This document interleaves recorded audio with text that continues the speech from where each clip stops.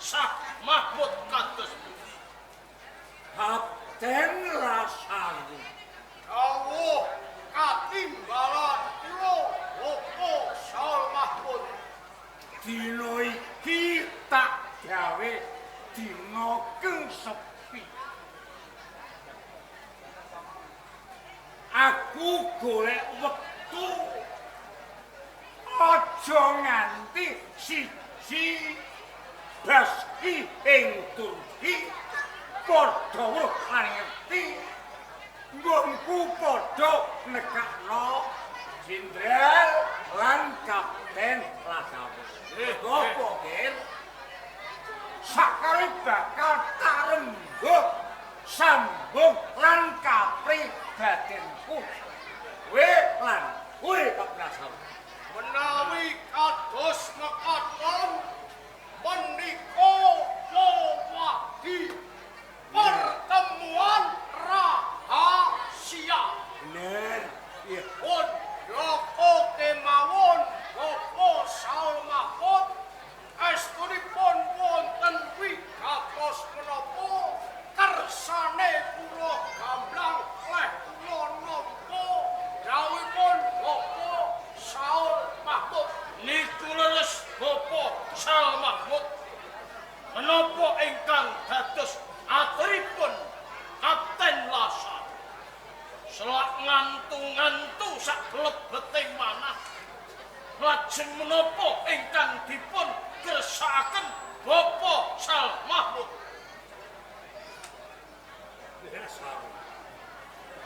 Kapitung wis ana sak warsa sakmene. Nggih, nggih.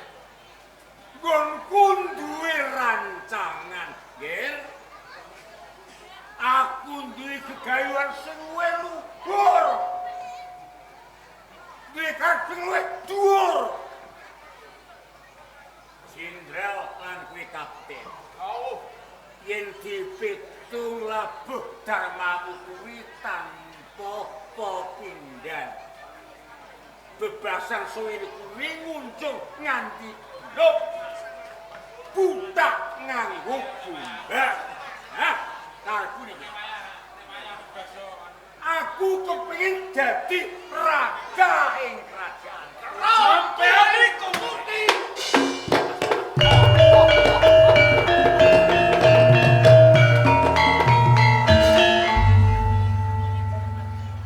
Apa?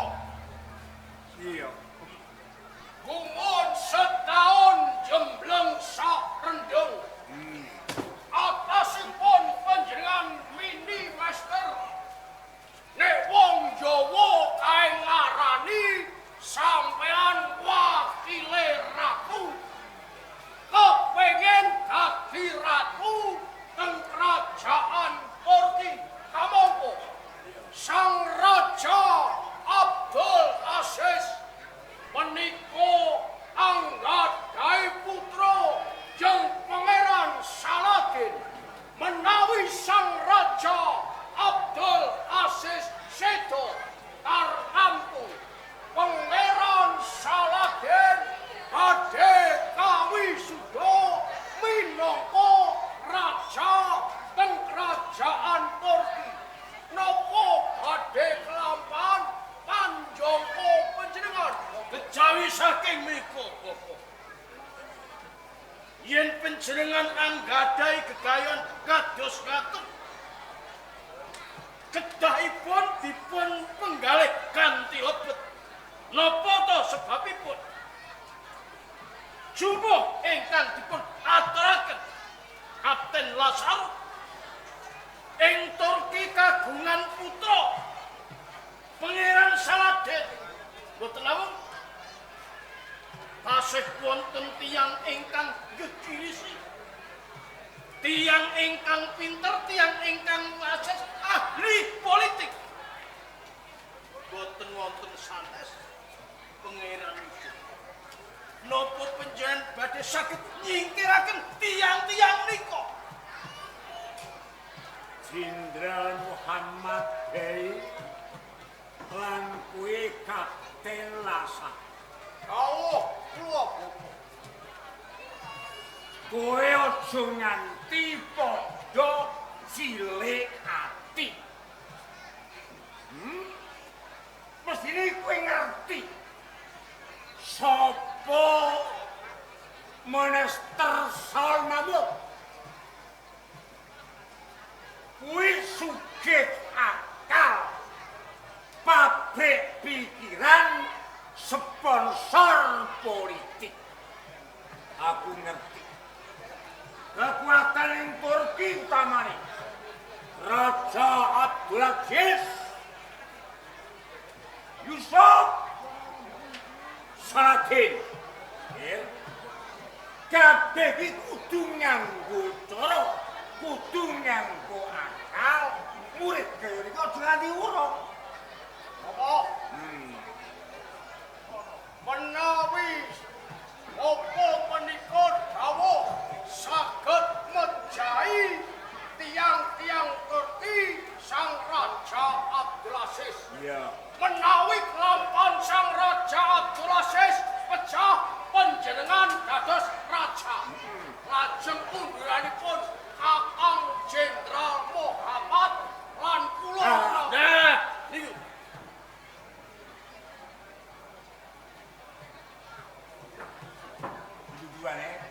Napa unduh-unduhane jalaran perkara niki digawe enteng nggih mboten enteng, digawe abot tetep abot niki. Kowe aja nganti kuwatir. Bapa janjinya saoge aku bisa ngrubah kerajaan Turki. Abdus mati, pangkatku munggah dadi raja. Kowe munggah ganti palungganku, dene kowe kapten ganti palunggane jenderal. Oh, piye. Cocok. Menawi undu-unduanipun kados mekaten. Kakang Jenderal Muhammad munggah dadi Winchester, Kapten Lasaru pangkate dadi jenderal. Bosaku. Carane ngrubuhke kerajaan Turki, Sang Raja Abdul Aziz mati, Pangeran Saladin sumingkir saka kerajaan Turki kados pundi. Gampang. Iki kabeh padha andung gawe. Utamane kowe iki. Dipun. Kowe kudu ngawak-ngawati tindang Siti Rohana. Kula Mergo kuwi ngersake rombangane lautan. Dene kuwi rasa. Dawing Raja Abdulaziz. Yen Saladin kuwi kudu disulake ana ing kerajaan Ngerum Setangguh, Ngerum Sekutari. Dene aku tak teko nang kerajaan Midil. Ketemu Raja Siti Surya, tak jak pasekuton nyambut bareng-bareng ngrumbuki negara Turki. menawi katon kula cocok.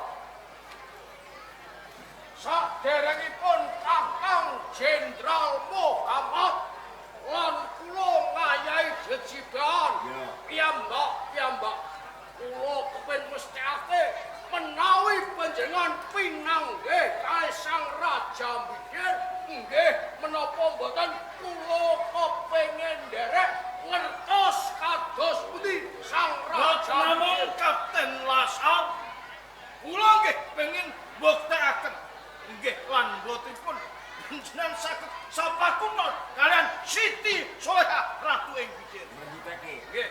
Sadereng mbotekake. Iya.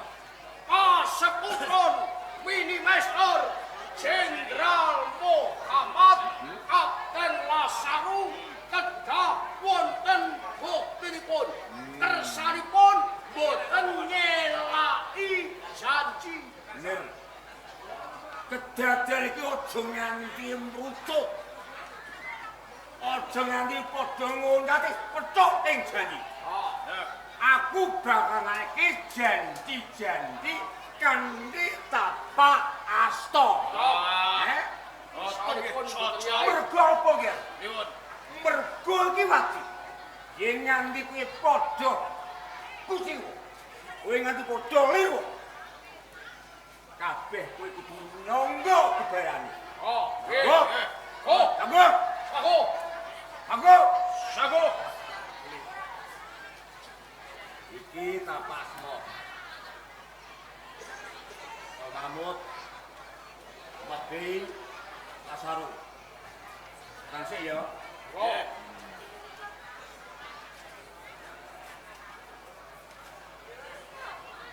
Yes. Iki lho. Mari. Jenderal Muhammad inongko ngawati Siti Rugara. Kapten Lasaru nyingkirake Pangeran Saladin. Sakwising Saladin sumingkir, Kapten Lasaru munggah pangkate dadi jenderal. Bener. Es. Iki buku wati. Bakal tak simpen aja siji cemburu ngerti. Remung kuli mbok bareng-bareng dicit. Ngaten, Mbok.